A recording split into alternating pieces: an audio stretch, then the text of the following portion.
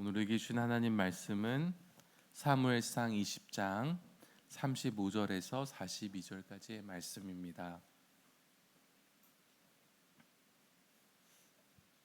사무엘상 20장 35절에서 42절까지의 말씀을 제가 봉독하겠습니다. 아침에 요나단이 작은 아이를 데리고 다윗과 정한 시간에 들로 나가서 아이에게 이르되 달려가서 내가 쏘는 화살을 찾으라 하고, 아이가 달려갈 때에 요나단이 화살을 그의 위로 지나치게 쏘니라.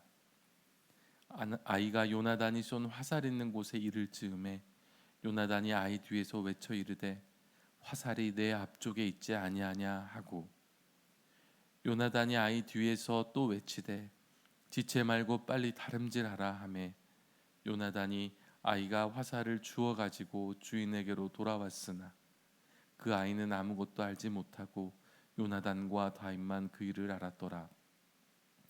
요나단이 그의 무기를 아이에게 주며 이르되 이것을 가지고 성읍으로 가라 하니, 아이가 가매 다윗이 곧 바위 남쪽에서 일어나서 땅에 엎드려 3번 절한 후에 서로 입맞추고 같이 울되 다윗이 더욱 심하더니, 요나단이 다윗에게 이르되 평안히 가라.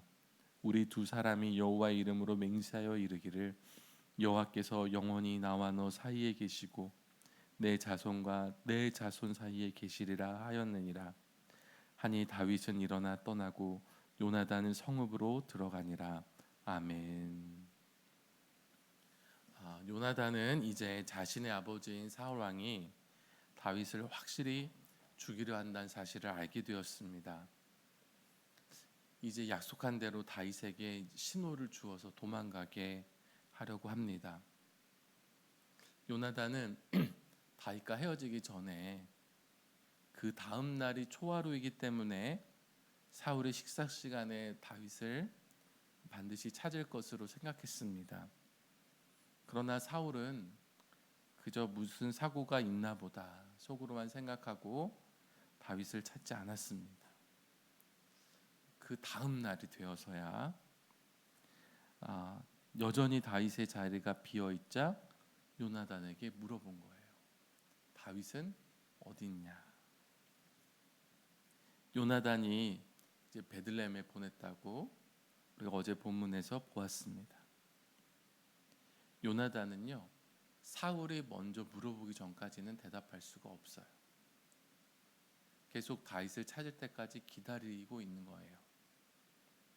그렇다고 먼저 다윗은 어떻다고 이야기를 꺼낼 수 있는 상황도 아니었습니다. 예상한 시간보다 하루가 늦어졌습니다. 사울의 본심을 처음으로 완전히 알게 된 이 요나단은요, 적지 않은 충격을 받았습니다. 심히 노하여 자리를 박차고 나갔고, 후에는 이 날을 기념해서 금식했습니다. 다윗에 대해 미안함과 아픔이 있었던 것입니다. 그 다음 날이 되었어요. 35절에 보세요. 아침에, 그 다음 날이 되어서야 요나단이 작은 아이를 데리고 다윗과 만나기로 정한 들로 나갔습니다.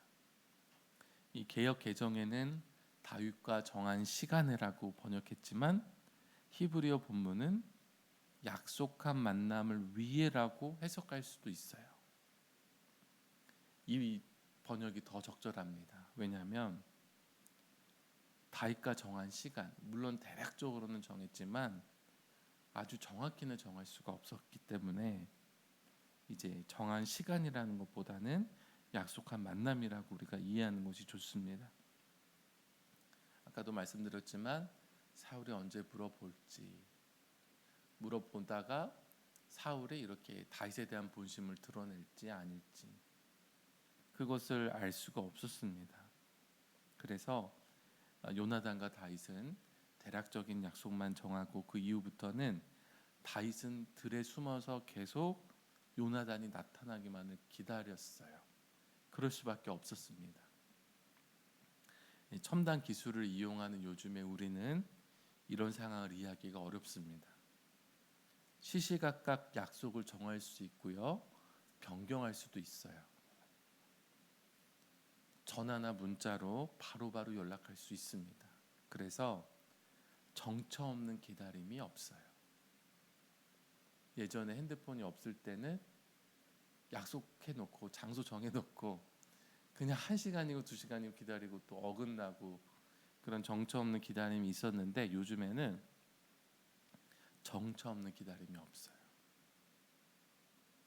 예정했던 시간보다 늦어질 때 다윗의 마음은 어땠을까요? 요나단이 어떤 대답을 가져올까? 무슨 일이 생긴 건 아닐까? 여러 가지 생각이 들었긴 했지만 그래도 요나단이 올 거라는 확신에 있었어요. 믿을 만한 친구였기 때문에. 반드시 올 거야. 약속한 것을 지킬 거야. 다윗은 이 믿음이 있었기 때문에 기다릴 수 있었습니다. 다윗 일생에서 이렇게 큰 어려움을 마주한 적이 없었습니다. 여태껏 한 번도 겪어보지 못한 어려움이었지만 하나님은 다윗 옆에 요나단이 있게 하셨어요. 믿고 기다릴 수 있는 사람이 있었어요. 우리도 그렇습니다. 삶에 감당하기 어려운 일들이 찾아오지만 믿고 기다릴 수 있는 분이 있다면 우리는 참 다행인 거예요. 하나님이 요나단을 통해서 다윗의 피할 길을 열어주셨듯이 우리도 우리가 믿고 기다릴 예수 그리스도를 통해서 피할 길을 열어주실 겁니다. 요나단이 다윗과 헤어질 때만 해도 반신반의했어요. 사울이 정말로 다윗을 죽이려고 하는 걸까? 그런데 이제 정확히 알게 됐잖아요. 요나단의 마음이 급합니다. 오늘 본문 여러 곳에서 발견할 수 있어요. 원래 다윗과 약속할 때는요, 화살을 3번 쏘기로 했어요. 화살 3을 다윗이 숨어있는 바위 곁에 쏘겠다고 했는데 실제로는 한 발만 쏴요. 한 발만 쏘고서 막 얘기하는 거예요. 암호를 주는 거예요. 그리고 원래는 쏜 다음에 이제 그 말을 해야 되는데 그냥 쏘기도 전에 아이를 달려보내고 그 위로 쏴가지고 달려가는 그 아이 위로 화살이 도착하게 하고 이제 거기 도착할 즈음에 또 빨리 얘기를 해요. 내 앞에 화살이 내 앞쪽에 있지 아니하냐. 사울이 다윗을 죽이려고 작심했으니까 돌아오지 말라는 뜻이었습니다. 이 말을 얼마나 빨리 해주고 싶었는지 그냥 순서고 뭐고 그냥 빨리 이 말만 하고 싶은 거예요. 차분하게 약속한 대로 서서히 암호를 전달할 수 있는 심정이 도저히 아닌 거예요. 38절에서는 또 어떤 말을 덧붙이냐면요. 지체 말고 빨리 다름질하라. 이 얘기는 없었어요. 그런데 다윗에게 이 말을 하는 거예요. 너 지체 말고 빨리 도망가. 화살을 주우러 간 소녀는 빨리 가져오라는 얘기인 줄 알았지만 다윗과 요나단은 그게 무슨 의미인지 알았습니다. 원래는 이렇게 약속한 암호를 전달하고 헤어지는 것이 계획이었어요. 그런데 또 감정이 그렇지 않은 거예요. 요나단의 심경이 복잡합니다. 아버지가 왕권 유지를 위해서 나라의 공을 세운 신하이자 자신의 친구인 또 사위잖아요. 다윗을 죽이려 한다는 사실을 알게 되어서 분노도 일어나고 혼란합니다. 그런데 이렇게 또 다윗과 헤어지자니 슬프기도 해요. 그래서 요나단이 위험을 무릅쓰고 이 소년에게 활과 화살을 들려서 성읍으로 먼저 돌려보냅니다. 이 아이가 돌아가는 모습을 보고 다윗이 숨어있다가 나타나요. 근데 나타나서 요나단을 향해서 땅에 엎드려 3번 절합니다. 고대 근동에서 이렇게 여러 번 절하는 것은 존경의 표시예요. 왕자로서 이렇게 어려움을 위험을 감수하면서까지 자신을 지켜주던 요나단을 향해서 감사 이상의 감정을 표현한 겁니다. 이어서 둘은 함께 입을 맞추고 함께 울었습니다. 다윗은 감정을 주체할 수 없었습니다. 41절 뒷부분에 보시면 같이 울되 다윗이 더욱 심하더니라고 말씀합니다. 요나단도 우는데요, 유독 다윗이 더욱 심하게 울었나 봐요. 같이 울었더라고 보통 이야기할 텐데 얼마나 비교되게 울었는지 성경은 다윗이 더욱 심했다고 이야기합니다. 왜 이렇게 다윗은 심하게 울었을까요?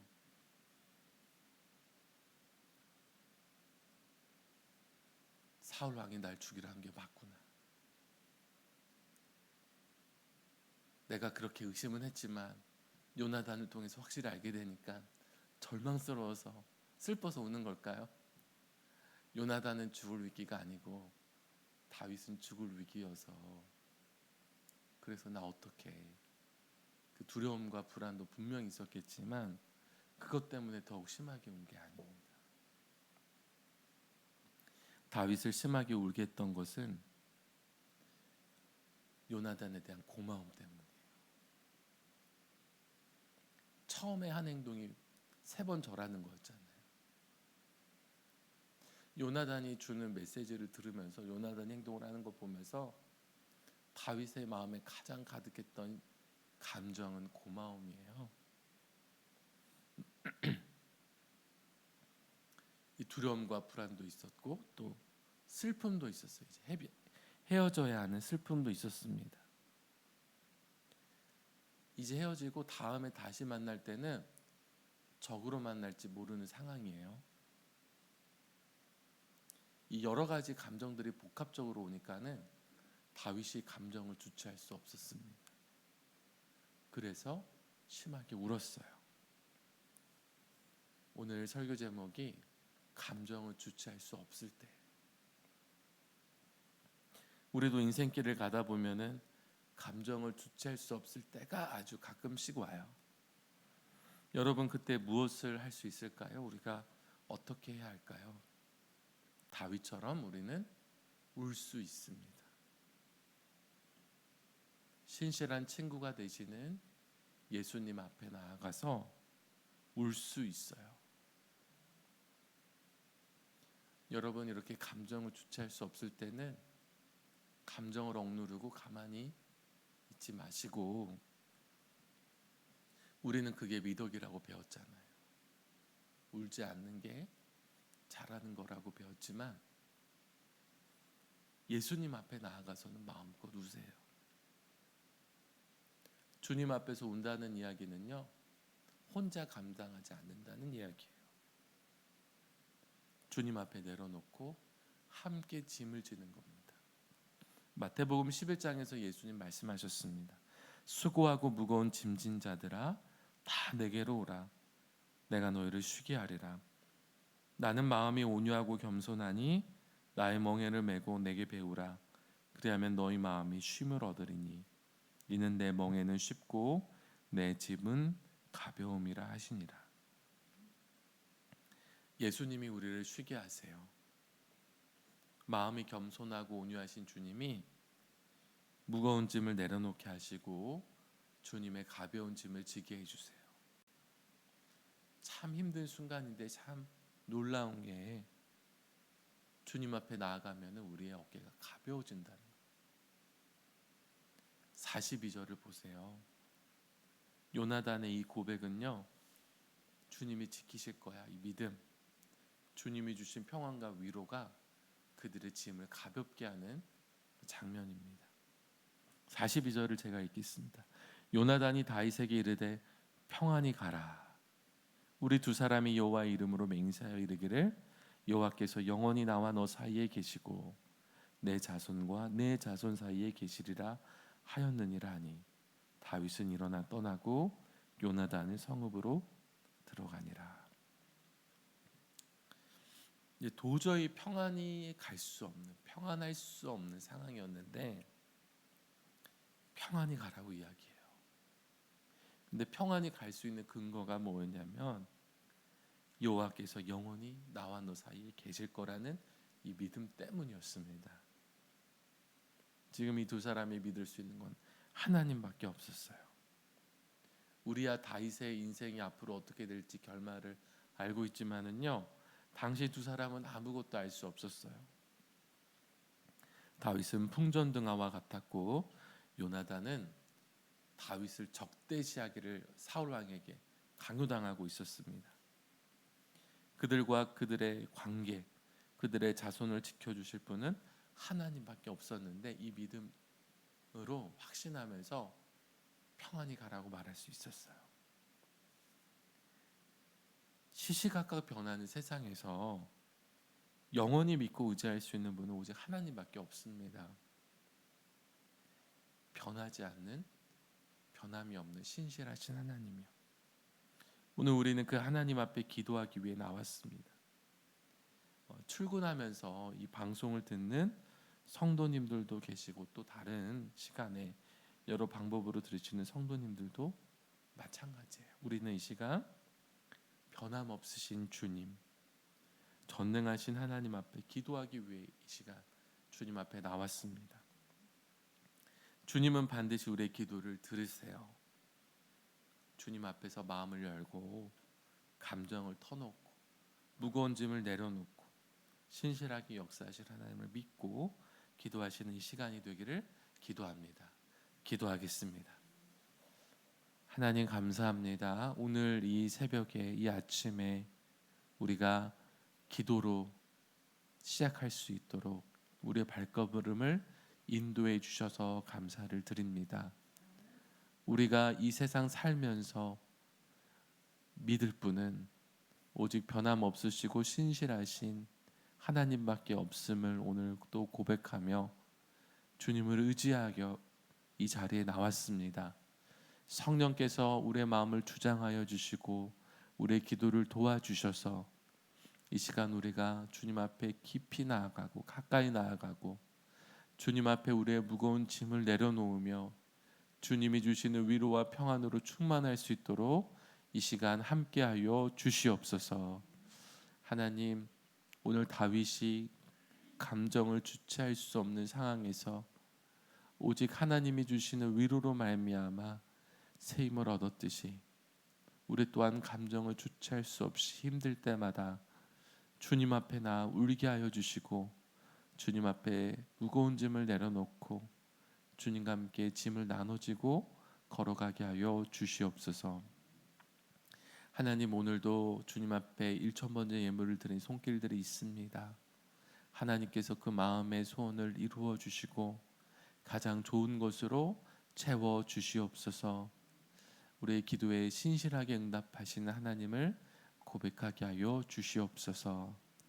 하나님, 오늘 이 시간 기도하기 위하여 온 수많은 성도들, 또 방송으로 또한 이 아침에 기도로 하루를 시작하는 성도들을 축복하여 주시고 오늘 이 하루가 주님과 함께 동행하는 하루가 되게 하여 주시옵소서. 세상에서 살아갈 때에 빛과 소금 되게 하여 주시고 늘 주님이 주시는 의로움과 또 평안을 잃지 않도록 주님 늘 함께하여 주시옵소서. 우리 수표교 교회가 하나님 이 땅에 소망이 되고 빛이 될 수 있도록 인도하여 주시옵소서. 구원의 방주가 되게 하여 주시고 또 우리 귀한 성도들 하나님의 사람들의 삶을 통하여서 많은 사람들이 주님 앞에 나오게 하여 주시옵소서. 김진홍 담임 목사님에게 영육간의 강건함을 더하여 주시고 늘 성령의 인도하심으로 우리 교회가 정말 하나님이 기뻐하시는 교회로 매일매일 한 걸음씩 나아가게 하여 주시옵소서. 하나님, 오늘도 우리를 이끌어 주실 줄로 믿사오며 우리 주 예수 그리스도의 이름으로 기도합니다. 아멘.